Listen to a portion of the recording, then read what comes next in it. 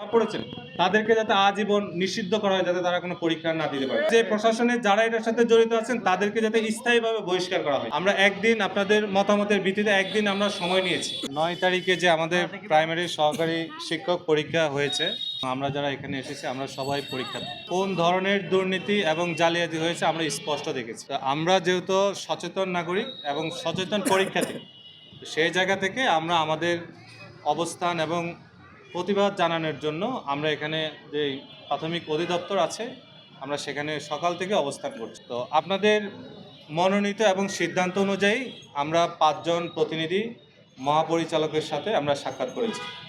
তো প্রথমে আমরা অনুমতি পেলাম, আমরা বললাম যে আমরা সাংবাদিক নিয়ে ভিতরে যাব। তারা সে সাংবাদিক নিয়ে ভিতরে যাওয়ার সে আমাদেরকে পারমিশন দেয় নাই। দ্বিতীয়ত হলো আমরা যে আমাদের সাথে যে মোবাইল ফোন ছিল, মোবাইল ফোন নিয়েও আমাদেরকে ভিতরে ঢুকতে দেয়নি। থার্ড হচ্ছে যেটা আমরা 5 জন প্রতিনিধি ভিতরে গেলাম, আমাদের মূল উদ্দেশ্য ছিল যে আমরা একটা সুন্দর পরিবেশে একটা জাতীয় যে দাবি, এই দাবির পক্ষে কথা বলবো, কিন্তু আমাদের সেই টেবিল টকে সে পরিবেশ সেখানে দেওয়া হয়নি। আমরা প্রথমে যাওয়ার সাথে সাথে আমাদের সাথে ব্রুটাল অ্যান্ড অ্যাটাকিং অ্যাপ্রোচ দিয়ে তারা কথা বলছেন আমাদের সাথে, এবং আমাদেরকে কমপ্লিটলি ওনারা বসেছিলেন আমাদের সিনিয়র, ঠিক আছে, কিন্তু আমাদের বসার সে পারমিশনটা তারা আমাদেরকে দেন নাই এবং সে পরিবেশও দেন নাই। মূল উদ্দেশ্য যেটা, আমরা যখন দেখছি যে টেবিল টকের পরিবেশ এখানে নেই, আপনাদের কথা অনুযায়ী আপনাদের যে দাবিগুলো আমরা স্মারকলিপিটি মহাপরিচালকের কাছে পেশ করেছি এবং তিনি আমাদের কথাগুলো শুনছেন, যে ডিভাইস এবং প্রশ্ন ফাঁস সব কিছু মিলে আপনাদের পক্ষ থেকে যেই রিপোর্টগুলো ছিল, আমাদের কাছে যে ডকুমেন্টগুলো ছিল আমরা স্যারের কাছে জমা দিয়েছি। স্যার আমাদের স্মারকলিপি এবং ডকুমেন্টগুলো দেখছেন, দেখার পরে উনি বলছেন যে স্মারকলিপি উনি গ্রহণ করছেন এবং আমাদের কাছে রিসিভ কপিটা আছে। স্মারকলিপির এই যে আপনারা মিডিয়া ভাইরা অবশ্যই খেয়াল করবেন, স্মারকলিপিটা এখানে রিসিভ কপিটা এখানে আছে আজকের ডেটে, এবং ওনারা আমাদেরকে যেটুকু আশ্বস্ত করলেন সেটুকু হচ্ছে যে আমাদের যে ডকুমেন্টসগুলো আছে এগুলো শিক্ষা মিনিস্ট্রিতে পাঠাবেন। সঠিক তদন্তের ভিত্তিতে ওনারা যদি আমাদের ডকুমেন্টসগুলো সততা পান তাহলে অবশ্যই তারা এই পরীক্ষা বাতিলের পক্ষে ব্যবস্থা নেবেন। দ্বিতীয়ত আমরা যেটা বলছি যে আপনারা তদন্ত করেন, ডিজিএফআই, এনএসআই, গভর্নমেন্টের যত অর্গান আছে প্রশাসনিক সেলে সবাইকে দিয়ে আপনারা সুষ্ঠু একটা তদন্ত করেন। এবং আমরা এই দাবিও জানিয়েছি আপনাদের তদন্তের যে রিপোর্ট, এটা অবশ্যই প্রাথমিক সহকারী শিক্ষক নিয়োগ পরীক্ষার যে রেজাল্ট, এই রেজাল্ট ঘোষণার পূর্বে যাতে রিপোর্ট প্রকাশ করে আমাদের সততা যাচাই করে সিদ্ধান্ত জানানো হয়।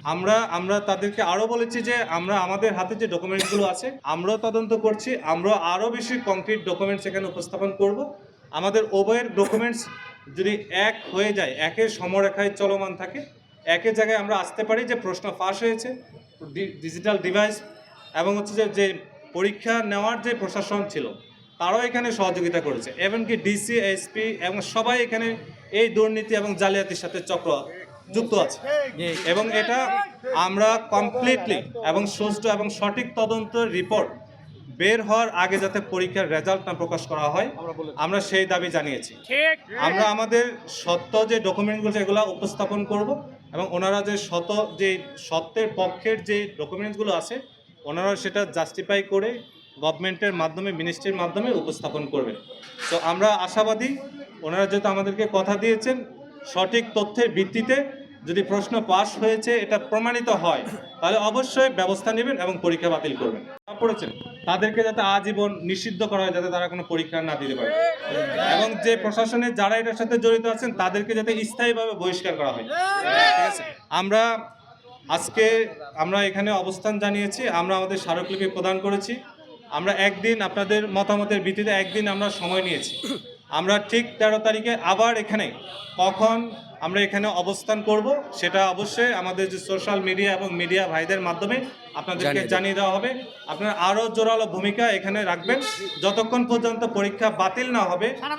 সারা বাংলাদেশে এই অবস্থান আমরা ধরে রাখবো, কারণ আমরা সত্যের পক্ষে লড়াই করছি। আইনের শাসন প্রতিষ্ঠার জন্য জীবন দেওয়ার প্রয়োজন হলে আমরা জীবন দিতে প্রস্তুত আছি।